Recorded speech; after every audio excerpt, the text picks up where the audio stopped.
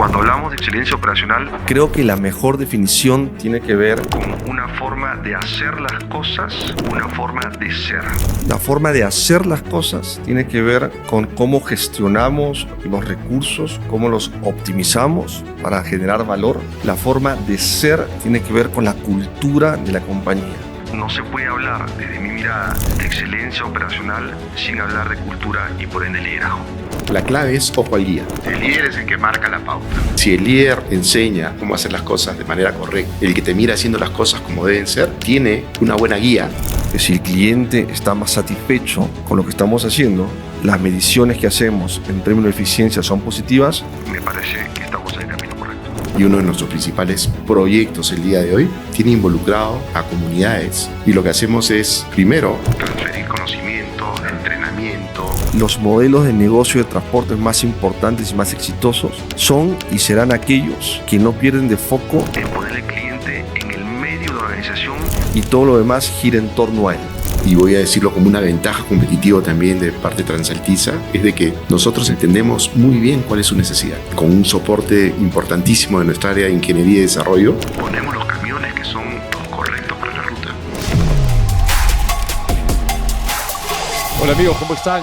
Muy buenas tardes, mañanas, noches. Ustedes tienen la decisión de tener el mejor horario justamente para vernos. Este es el tercer episodio de Voces en la Ruta, el podcast de Transaltisa que compartimos con ustedes justamente prácticamente ya en tres importantes temas a lo largo de lo que es este 2024. El agradecimiento por seguirnos y por supuesto para el día de hoy hemos preparado un tema muy especial para contribuir justamente con el desarrollo del conocimiento, de la información vinculados a los temas a los que ya estamos acostumbrados. El día de hoy estaremos hablando sobre la excelencia operacional.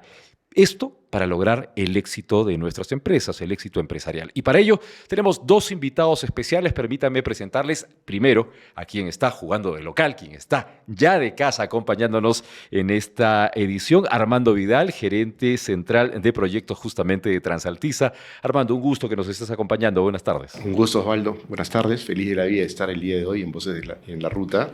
Y feliz de tenerlo a Manuel también como invitado en esta sesión. Muchas gracias. Y tú has adelantado. Manuel Carpio Rivero de Ángelo es nuestro invitado especial el día de hoy. Solamente para presentarles un poquito, Manuel es consultor, conferencista, catedrático con más de 25 años de experiencia en temas vinculados a habilidades directivas, supply chain management y planteamiento estratégico. Actualmente profesor de posgrado de la Universidad del Pacífico. Es un gusto que te puedas sumar a este tercer episodio.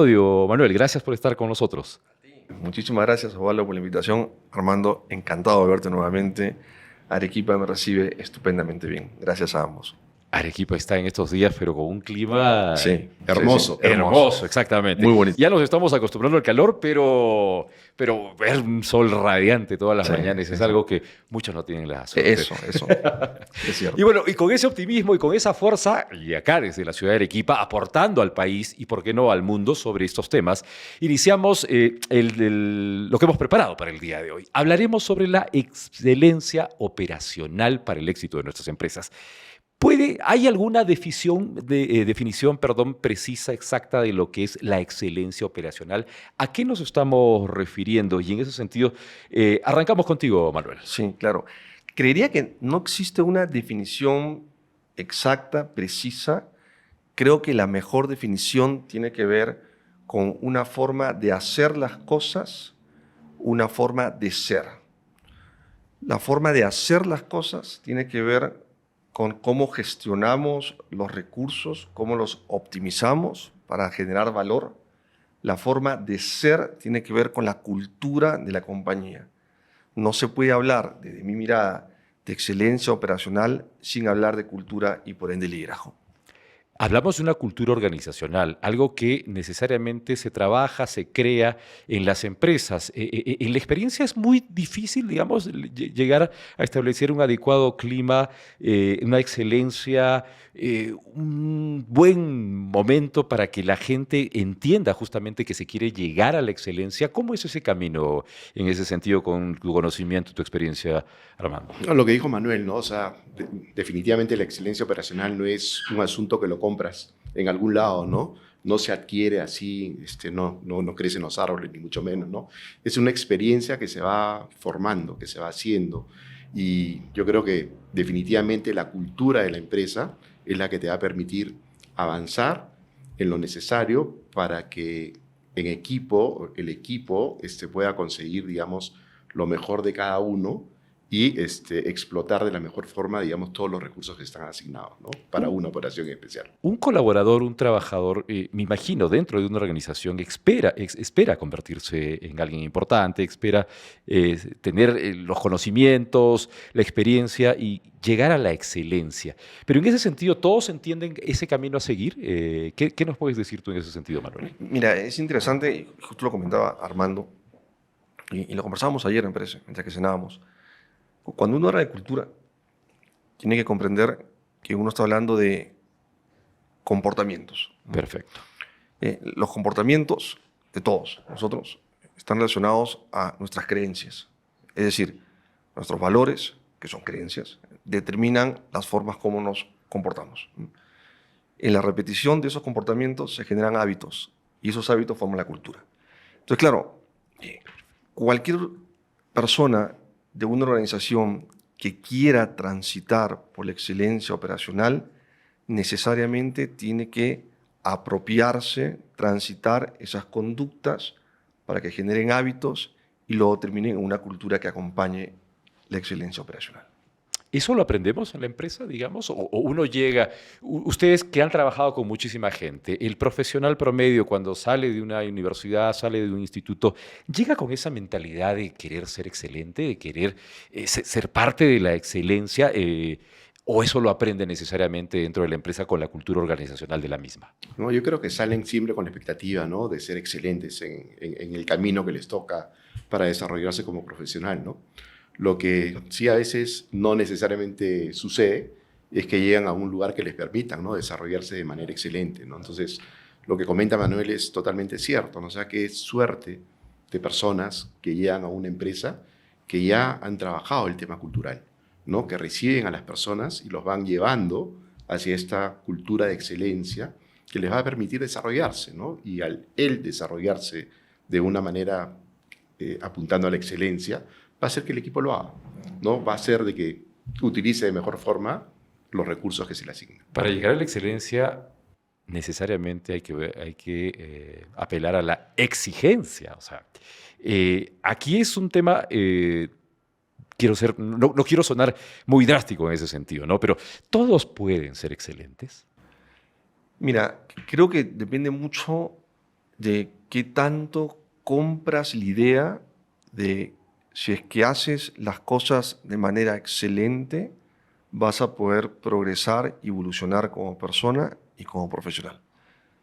No todas las personas pueden creer eso. Ahora, las personas que realmente creen en eso, y por eso hablábamos de creencias, comienzan a evolucionar porque van formando esa cultura, esos comportamientos que hablábamos en su momento. Y eso tiene que ver algo con la idiosincrasia, tiene que ver con, digamos, entre comillas, el tipo de persona que eres. Sí, claro que sí, por supuesto que sí. Sí, claro. Y mira, yo tengo un ejemplo muy interesante, lo hablábamos ayer también, hace unos años atrás, trabajaba en una empresa inglesa, holandesa, Ya. donde tenían una idiosincrasia bastante diferente a la nuestra en el país. Y recuerdo que me tocó en un momento, estaba en el almacén, tenía que hacer un hueco con un taladro en la pared, y yo agarré el taladro y comencé a hacer el hueco, y de pronto venía un holandés haciéndome señas, y yo no hablo el idioma Dutch, holandés, y quería que pare. Y le pregunto, ¿y por qué tengo que parar? Y me dice, es que no estás haciendo el hueco bien. Entonces yo decía, qué raro, porque estoy usando el taladro. Y me decía, no, tienes que ponerte el EPP respectivo, los lentes de protección, los guantes, las botas. Claro, para mí eso era nuevo. Yo venía de un contexto, de una cultura, donde quizás eso no era relevante. Ellos sí lo hacían y todos los días. Yo tuve que adquirir esa creencia para que se vuelva en comportamiento y luego en cultura. Es un ejemplo perfecto para discutir algo que creo que se discute en el mundo, ¿no? Esa cultura, digamos, casi no casi informal, sino que se cree que es informal, es relajada, poco seria, de los latinos en comparación con los europeos, y ahí aterrizándolo un poco más, Armando, hacia los peruanos. ¿Qué te ha dictado la experiencia justamente en lo que hacía referencia a Manuel durante estos años? Mira, la clave es ojo al guía. Ojo al guía. Ojo al guía. O sea, el líder es el que manda, definitivamente. El líder es el que marca la pauta, ¿no?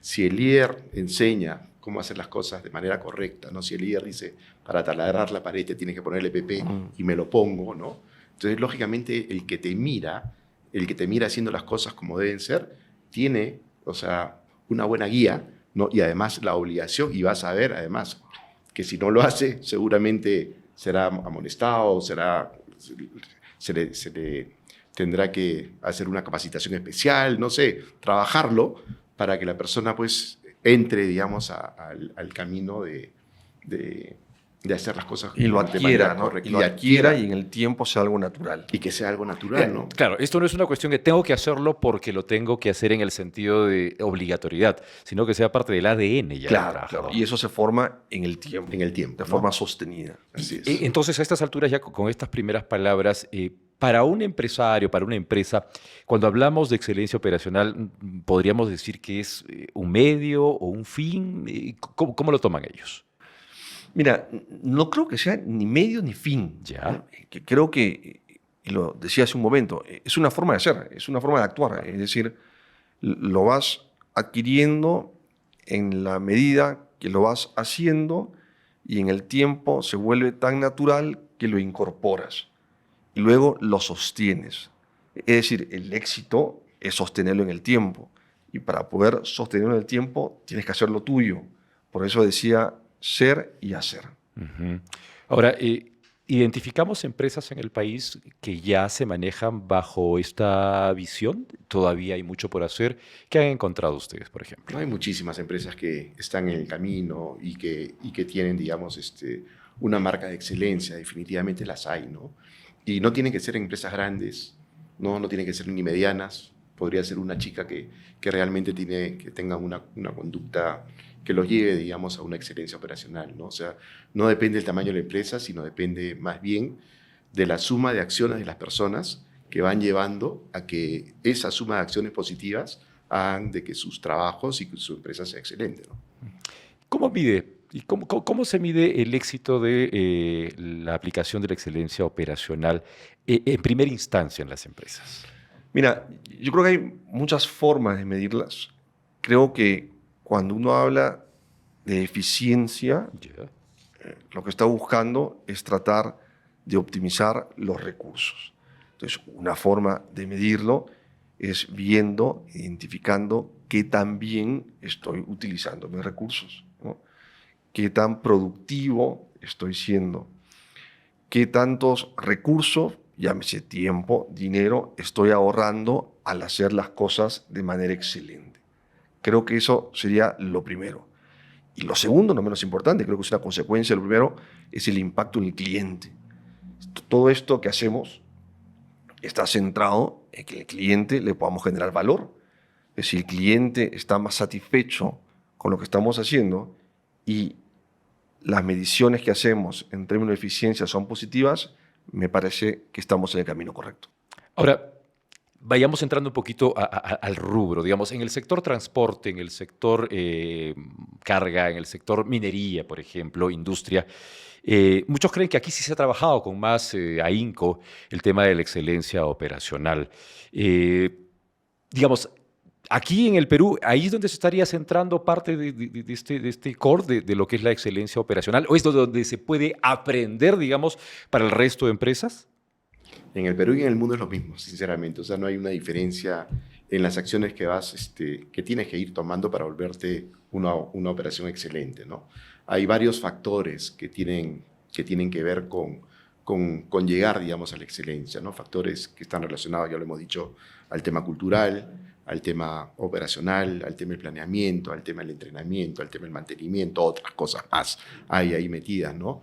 Que todas las sumas de las acciones de ejecutar, digamos, estas cosas de manera excelente, hacen finalmente que el resultado sea el conseguir una excelencia operacional Cuesta.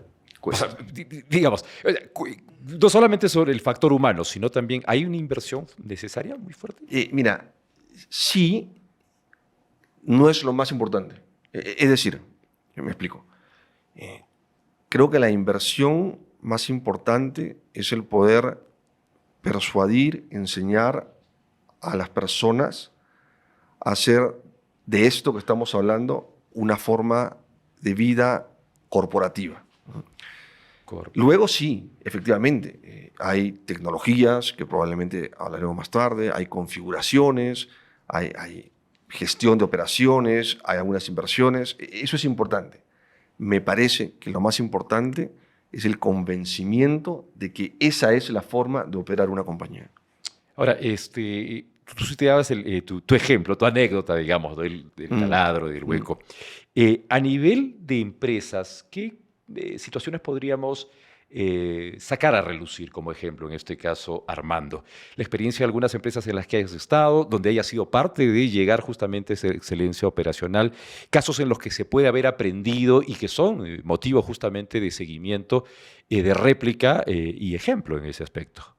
Sí, voy a tomar algún ejemplo favor. que hemos venido conversando con Manuel en el camino en estos días y todo lo demás, ¿no? Hay circunstancias, por ejemplo, en las que tú tienes que decidir como cliente con qué proveedor, digamos, del servicio vas a trabajar, ¿no? Y se hace el análisis de quiénes se presentaron, quiénes son los proveedores que están en competencia, digamos, ¿no? Para dar el servicio de nuevo. Y muchas veces quienes toman las decisiones se enfocan no necesariamente en lo más importante, ¿no? Y podrían estar enfocados, por decirte, en el precio en el que tú ofertas el servicio, ¿no? Y pasa, porque pasa, y esta es una experiencia, ¿no? O sea, que te puedo decir de que tú de repente conseguiste un proveedor medianamente bueno, voy a decir entre comillas. ¿Por qué? Porque el precio que te cobraba, digamos, por hacer el servicio estaba en la media, tomabas la decisión y podía ser que en un plazo X, ¿no? Tuviesen algún problema tipo accidente, que se voltea la unidad, que existe pues una contaminación y todo lo demás. Y ahí es donde te das cuenta de que tu decisión de ir hacia una empresa que no necesariamente era la mejor, o sea, estamos hablando de que hacía las cosas de manera excelente, ¿no? Sino ir por el precio, sale muy caro. Sale muy, muy caro. Y yo creo que esa es una pésima decisión, ¿no? O sea, y son experiencias que las podemos ver. Sí, y de hecho, mientras que Armando va contando, yo lo iba mirando y me voy riendo, porque justo ayer hablábamos, yo le contaba mi experiencia y quiero compartirla con ustedes. Por supuesto, bienvenida. Y antes de contarla, a mí se me viene una frase, a mí me gusta mucho Gabriel García Márquez, ¿eh? Y él tiene una frase que es fascinante. Fascinante, conmovedora y trágica a la vez. Él dice que es una pena que la sabiduría llegue tan tarde en nuestras vidas. Y es que es así, pues, porque hace 15 o un poquito más de años, yo estuve en una situación muy parecida a la que comenta Armando. No tenía la sabiduría quizás que hoy puedo tener. Y es que estábamos gestionando el transporte a una mina. Ya. Y estábamos evaluando proveedores, ¿no? Y sin la sabiduría que dice Gabriel García Márquez, optamos por el proveedor que tenía una tarifa más baja. Es decir, estuvimos sesgados por el precio. Por el precio, lo barato. Y tomamos la decisión. En ese momento, Transaltisa participaba en esa licitación. Y yo estaba convencido, más de 15 años, creo que son 17 años, mira tú, yo estaba convencido que quería trabajar con Transaltisa. Sin embargo, estas decisiones se resuelven en comités de adjudicaciones. La empresa decidió pues, adjudicar al más económico. Pasaron 2 meses, 2 o 3 meses, y tuvimos un accidente camino a una mina en el centro del país. Entonces, claro, cuando uno hace el balance, y cosa que lo hicimos, toda la remediación y el impacto nos costó probablemente 20 o 25 veces más de lo que hubiésemos pagado si contratábamos a la compañía que yo quería contratar.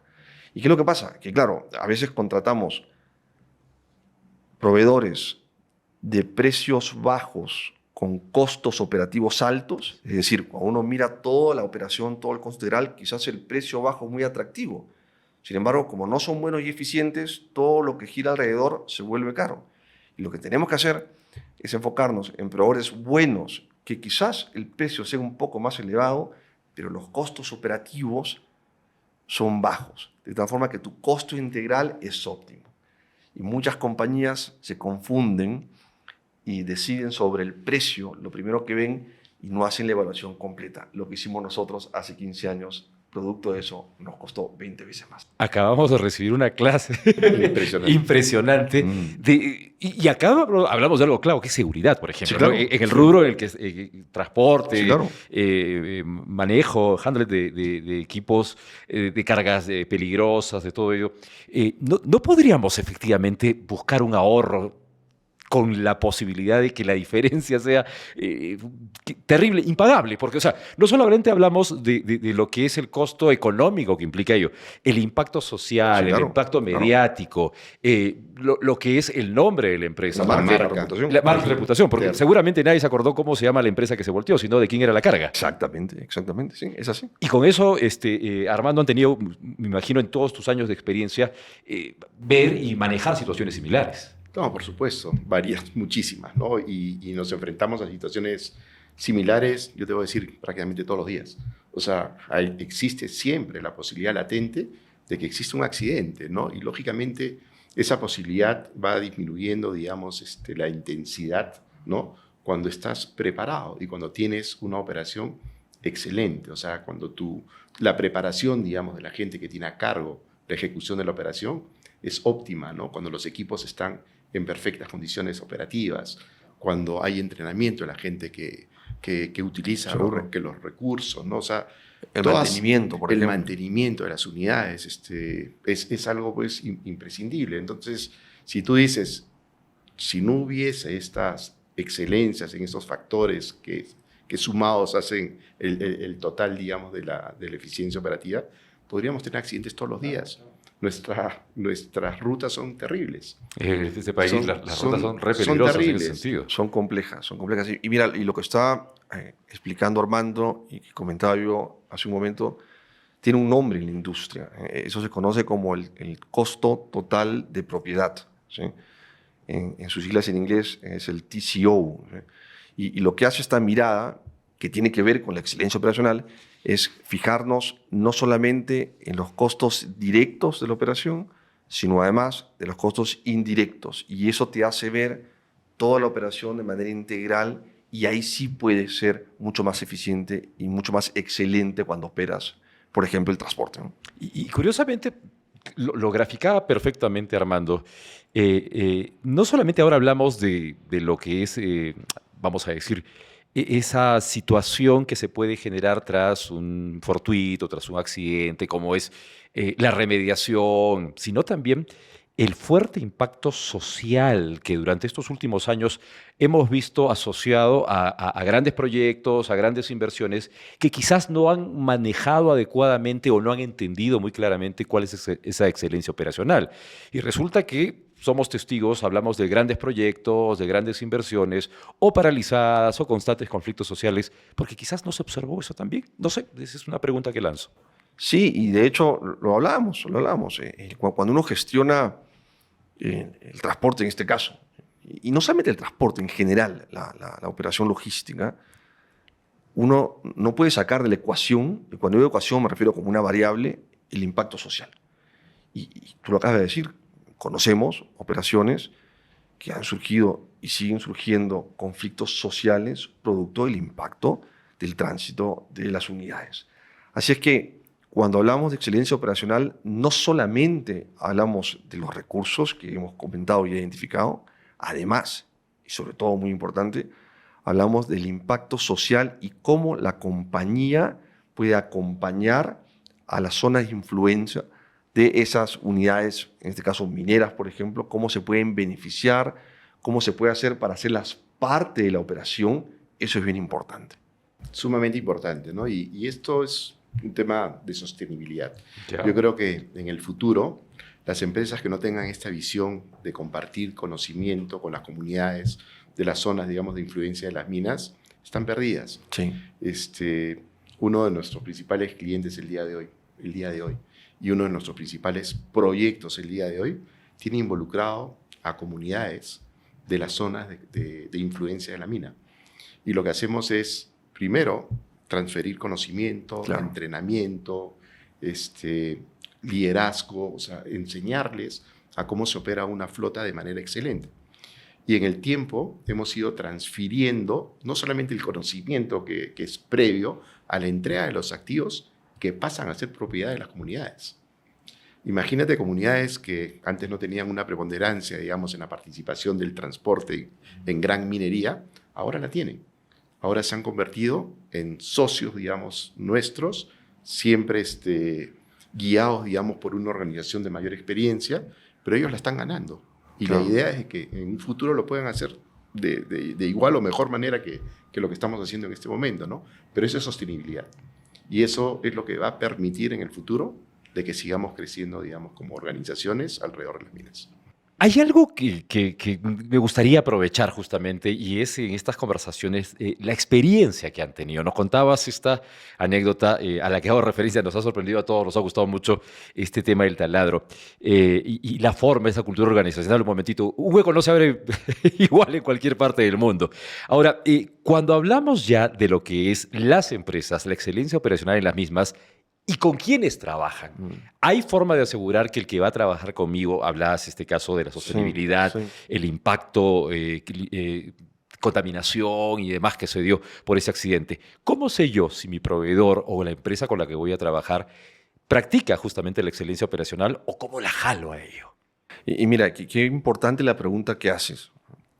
Hace un tiempo atrás, será hace unos 10, 15 años, 10 años creo, Armando, ¿no? 10 años. Si no es un poquito más, si no es un poquito más, sí, ¿no? El sí, tema de selva. Estábamos en la selva, ¿no? Operando sí, una de las operaciones, de redundancia, más complejas, logísticas en el país, relacionada con el gas natural. Ya. Y esta operación logística demandaba de empresas pequeñas que nosotros desarrollábamos, es decir, empresas nativas. Y claro, esas empresas empezaban de cero, ¿no? Y nosotros lo que buscábamos era ir ayudándolas a desarrollar e ir adoptando buenas prácticas que nos permitiera alcanzar los niveles de excelencia operacional que buscábamos. Exacto. ¿Y cómo lo hacíamos? Bueno, lo que hacíamos era trabajar con ellas de cerca, de la mano, dándole recursos, conocimientos, a veces también activos, para que ellos puedan ir preparándose para en un futuro sostenerse de manera solas e independientes. Sin embargo, los primeros pasos que hicimos, y tú te acordarás, ahí en ¿cómo se llamaba? El Abra de Bolognesi, ¿no? Claro. En Santa Rosa, ¿te acuerdas? Santa Rosa, el puerto en Santa Rosa, ¿no? Fue una cosa de locos. De armar empresas con comunidades con una embarcación, los famosos pongueros, ¿te acuerdas? Sí, claro. Donde cargábamos la carga. Entonces sí, la excelencia operacional tiene que ser transmitida a las empresas pequeñas que empiezan a trabajar contigo y que realmente se vuelven en tus socios estratégicos. Y ya hablan el mismo lenguaje en el sentido de que, claro, ven a la empresa grande con ya años de experiencia, con cultura organizacional, con tecnología muy avanzadas y se dan cuenta que ellos son pues pequeñitos, que recién están empezando. ¿Llegan a conectar, llegan a hablar el mismo lenguaje? ¿Cuál es ese proceso que has encontrado tú, por ejemplo? Mira, sí vamos a hablar el mismo lenguaje. Y aprenden muchísimo y aprenden rápido. Y lo hacen bien. Yo te cuento sobre lo mismo que está hablando Manuel. Tuvimos 2 experiencias súper importantes para el desarrollo y para lograr eficiencias operativas reales en esta logística compleja, ¿no? Madereros, o sea, la producción maderera en Perú viene de la selva definitivamente, y hay transportistas que llevan la madera desde la selva del Perú hacia la costa, hacia Lima. Nosotros ubicamos a todos esos transportistas madereros y los invitamos a participar de esta operación logística. Le dijimos, ustedes van a llegar con la madera a Lima y en vez de que suban papas, camotes o lo que sea, les vamos a dar carga de las petroleras. Y entonces, pero para llevar cargas de las petroleras tenemos que entrenarlos, tenemos que, o sea, enseñarles el cuidado que tienen que tener, digamos, para mercadería de este tipo, de alto valor y todo lo demás, ¿no? Y bueno, ese fue el primer reto, ¿no? Y espectacular, ¿no? Porque uno, era costo-beneficio, o sea, en vez de subir, digamos, con un camión y bajar vacío, utilizábamos un camión que bajaba con madera y subía con carga de petrolera, ¿no? Eso fue el primer punto, ¿no? Y el otro segundo punto que hablas de los pongueros es interesantísimo. El puerto de Santa Rosa es un puerto que está sobre el río Ucayali, o sea, en el punto del comienzo del río Ucayali, el Tambo y no me acuerdo por el otro río. Bueno, es Urubamba. El Urubamba y el Tambo formaban el Ucayali, ¿no? Y ahí hicimos un puerto donde pusimos grúas que nos permitían llegar con embarcaciones de 1000 toneladas, por ejemplo, a ese punto y descargar, hacer el alige, así se llamaba ese procedimiento. El transbordo de mercadería. El transbordo de la mercadería de una embarcación de 1000 toneladas que podía navegar en el Ucayali para que navegase sobre el, me acabas de decir el nombre, Urubamba. sobre el Urubamba, en embarcaciones que eran chiquitas, que son con las que llevan, son las que llevan los plátanos de un sitio a otro, los cocos de un sitio a otro. Los ordenamos y hacíamos convoyes de pongueros y les enseñamos a cómo se tenía que trabajar en una zona, digamos, de bajo nivel de agua. Llevaban 4 toneladas de carga, 4 toneladas de carga por cada canoa, por decirlo de alguna forma, por cada ponguero, ¿no? Y lógicamente en el puerto Santa Rosa armamos, digamos, salas de capacitaciones para esta gente. Fue interesantísimo, ¿no? Y ahí, por ejemplo, alucinante. En ese caso se aplica lo que hemos venido hablando. Es decir, buscábamos constantemente que esas operaciones sean eficientes y sean excelentes. No se hacía de la noche a la mañana, había un periodo de adaptación, finalmente terminaban haciéndolo. Digamos, ese proceso de implementación era un constante aprendizaje. Seguro que sí, es que es un constante aprendizaje. Y a la vez para ustedes también, porque estaba la primera vez que trabajaban, digamos, que sí. a ese nivel. Sí. Por eso es que cuando hablamos de responsabilidad social, particularmente en el sector, y yéndonos al transporte, no es posible ya operar sin involucrar a las empresas comunales o a las zonas de influencia. No se puede. Es decir, si uno quiere sostener en el tiempo ese modelo de negocio, necesariamente tiene que involucrar a las comunidades. Y qué mejor involucrarlas para poder alcanzar estos niveles de excelencia que estamos buscando, ¿no? Y ahora, el ejemplo, me imagino, fue claro en el sentido de que muchos de ellos, después de ese proceso, terminaron replicando los mismos para otros. Y para otras empresas petroleras, claro que sí. El nivel de experiencia y conocimiento al que se llegó te hace crecer. O sea, oye, comenzamos con 4 convoys, 20 unidades, ¿no? Hemos terminado con más de 200 pongueros. Sí, claro.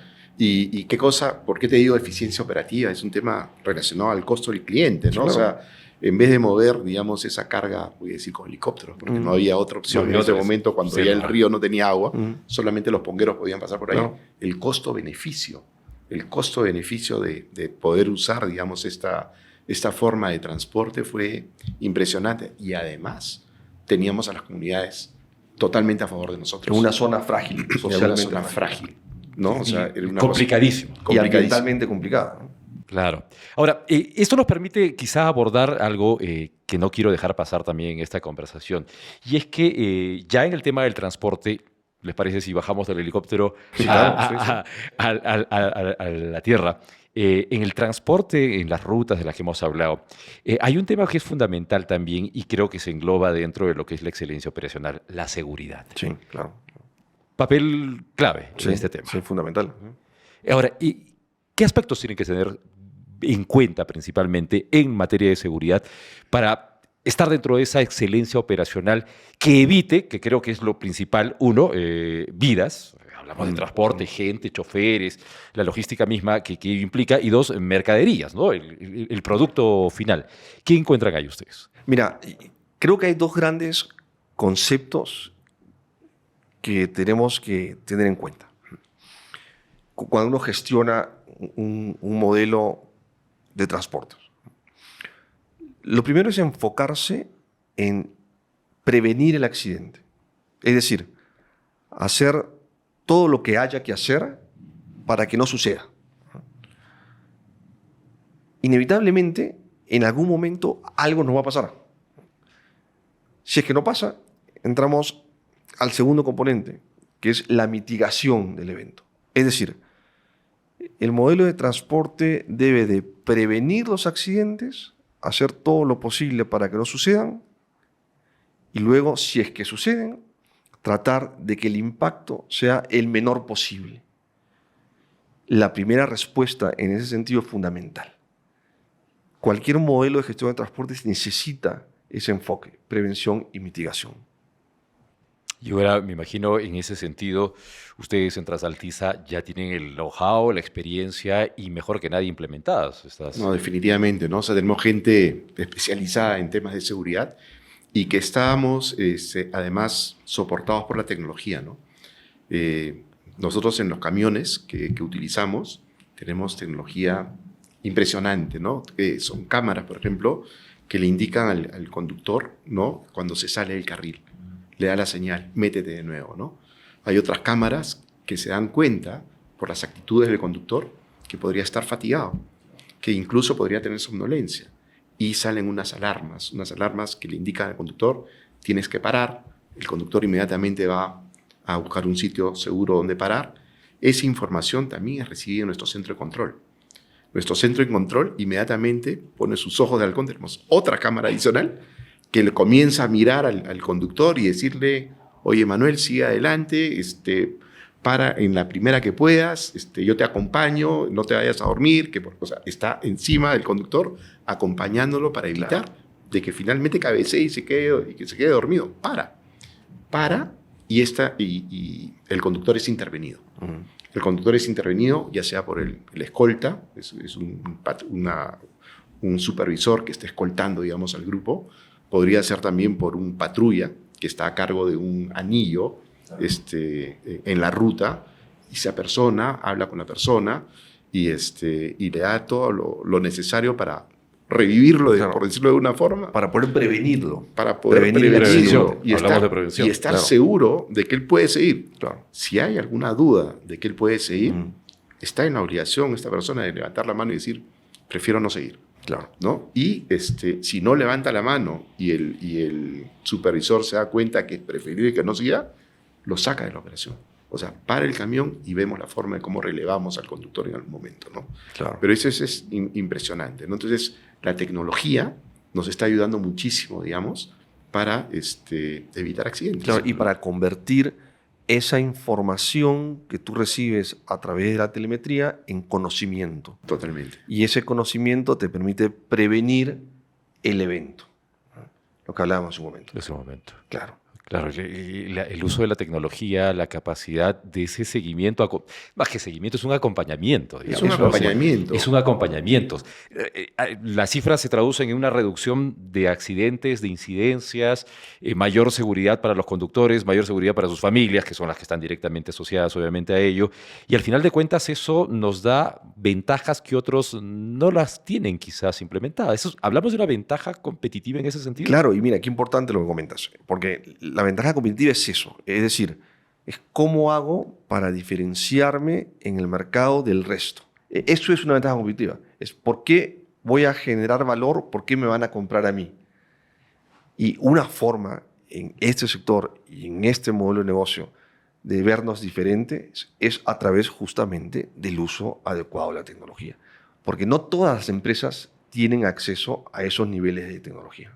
Y esta es me imagino, una ventaja, ya quedó clarísimo que es una ventaja competitiva, que no muchos competidores, por así decirlo, la pueden tener. O sea, hay una inversión, un nivel de capacitación, claro, un nivel de seguimiento que les ha generado un costo, pero que es algo que les permite ser excelentes. Claro. Eso es, ¿no? Ese es el camino. Ese es el camino a la excelencia. El tema de la seguridad es uno de los factores para llegar a la excelencia. El tema de usar la tecnología para aplicarla en un centro de control que va midiendo las veces que hay sobrevelocidad, por ejemplo, en la ruta, ¿no? Las veces que el conductor hace valga la redundancia, una mala conducción, que genera un mayor consumo de combustible, ¿no? Eso, el combustible. Es El impresionante. combustible representa un alto porcentaje de la estructura de costos del flete. Sí. Entonces, o sea, acá entramos a hablar de optimización de costos. O sea, Además de optimización de costos, ¿no? O sea, una mala conducción puede llevarte, digamos, a un consumo excesivo de combustible, ¿no? Una mala conducción que podría ser también de que esté sobre revolucionando el camión, podría generar una falla. Aumentar la velocidad también o sea, aumenta lógicamente también la posibilidad de un accidente, ¿no? Y todas esas cositas van a un centro de control. Y este centro de control lo que hace es recopilar toda esta información y va a decir, mi conductor Osvaldo, ¿no? Ha sobrepasado la velocidad permitida 3 veces, tenemos que trabajar con él, Osvaldo. Sí, no es cuestión de subirse en un camión, encender, hacer los cambios. No. Acá hay muchísimas cosas detrás. Mucho. Muchísimas cosas detrás. ¿Y en cuánto tiempo han conseguido ustedes esto, por ejemplo? Llegar a esos niveles de optimización. Yo creo que en los últimos 10 años ha sido el salto enorme, ¿no? Porque el salto enorme en tecnología también creo que se ha dado en los últimos 10 años. Hace poco hicimos una charla de disrupción digital para una comunidad de riesgos de Antamina. Y nuestro jefe de TI hizo una exposición de que hace 15 años, por decirte, fuimos implementando tecnología, digamos, en nuestra operación, y lo que hace, pues, definitivamente un cambio disruptivo, digital, en favor, digamos, de la excelencia operacional, ¿no? Yo pregunto ahora, ¿qué rol cumple, por ejemplo, el gerente de operaciones en todo esto que hemos conversado y que estamos conociendo? ¿Qué se espera de un gerente de operaciones? Lo que se espera de un gerente de operaciones es soportar, apoyar, ayudar, orientar a todos los que tienen a cargo directamente la operación. O sea, yo tengo jefes de proyecto que tienen a cargo la operación completa, que quiere decir el personal asignado, los recursos asignados e incluso hasta la relación con el cliente, ¿no? Lo que yo tengo que hacer es apoyarlos, ayudarlos a que cada vez de que estén con alguna angustia, puedan pensar más tranquilos, que puedan compartir conmigo sus angustias, ¿no? Pero yo creo que la gente que tenemos en Transaltisa es bien fuera de serie y necesita un poco del gerente de operaciones. Ahora, ¿se aprende a ser gerente de operaciones? ¿Cuál es el perfil, digamos, que podría tenerse en ese sentido? Esa es una muy buena pregunta. Mira, sí se aprende, claro que sí. Ahora, tengo la impresión, tú me dirás, Armando, si compartes la misma mirada, que el perfil del gerente de operaciones ha evolucionado en el tiempo.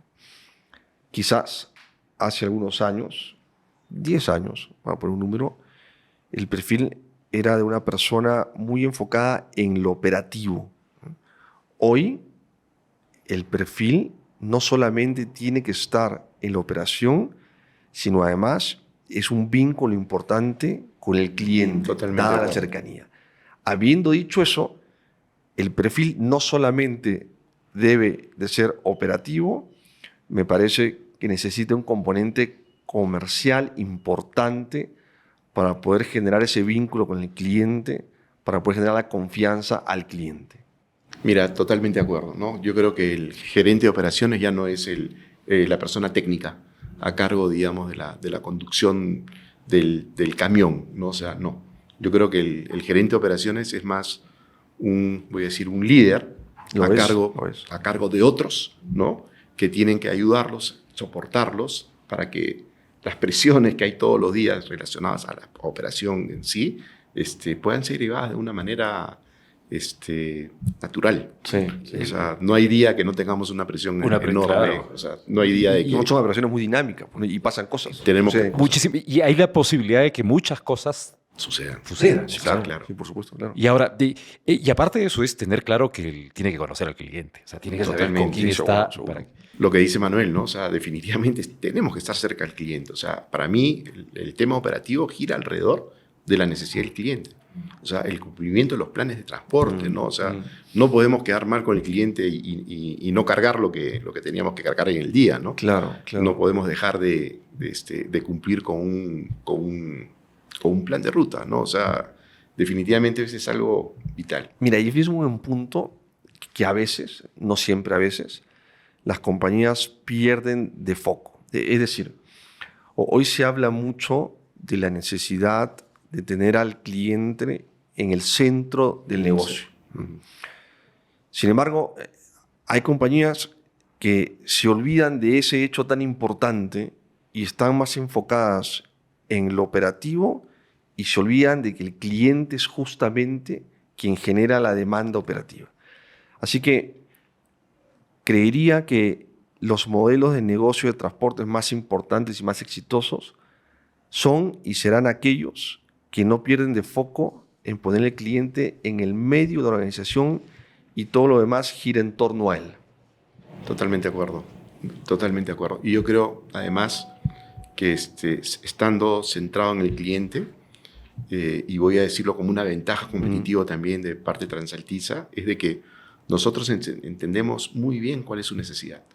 Y en base a esa necesidad, con un soporte importantísimo de nuestra área de ingeniería y desarrollo, ponemos los camiones que son los correctos para la ruta, ni más ni menos.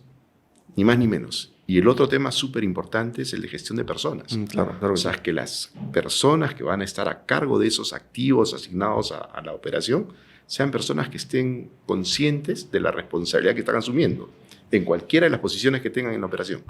Entonces, importantísimo el área de ingeniería, importantísimo el área de gestión.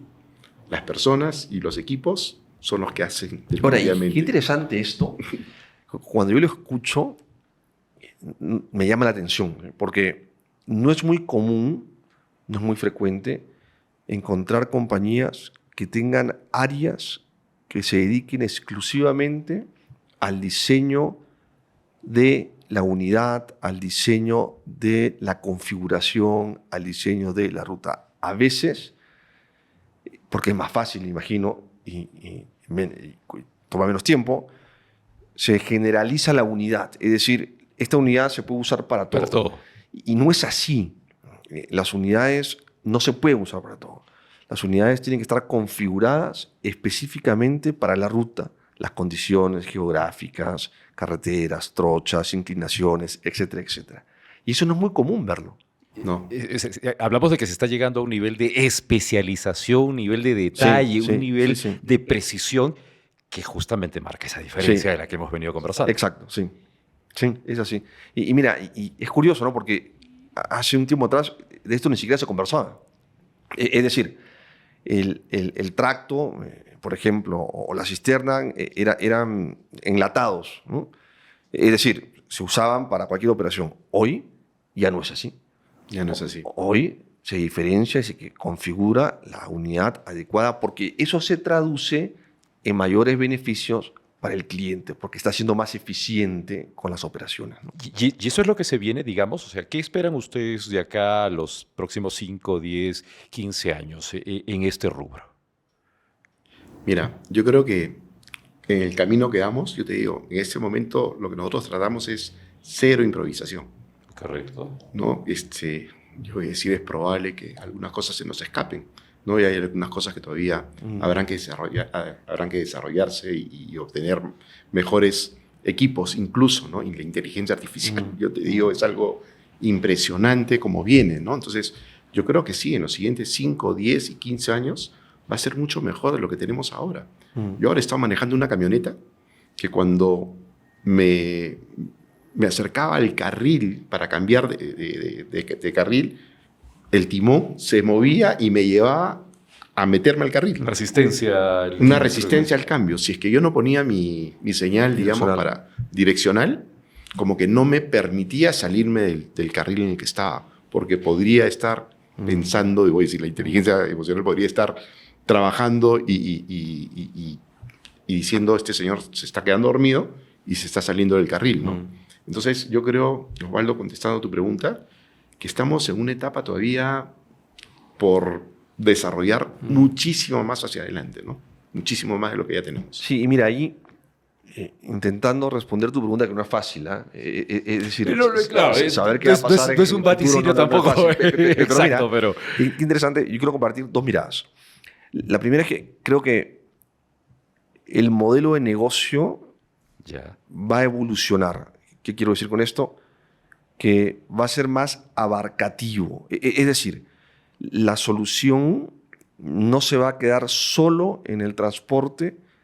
Además, va a ser necesario incluir otras actividades que complementan el transporte, porque los clientes cada vez más necesitan soluciones integrales. Esa es una mirada.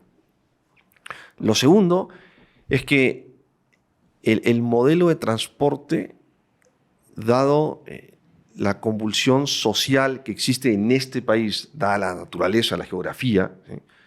Y ya sabemos los eventos que hemos tenido en varias operaciones mineras, el modelo de transporte no puede estar disasociado del impacto que tiene en la ruta.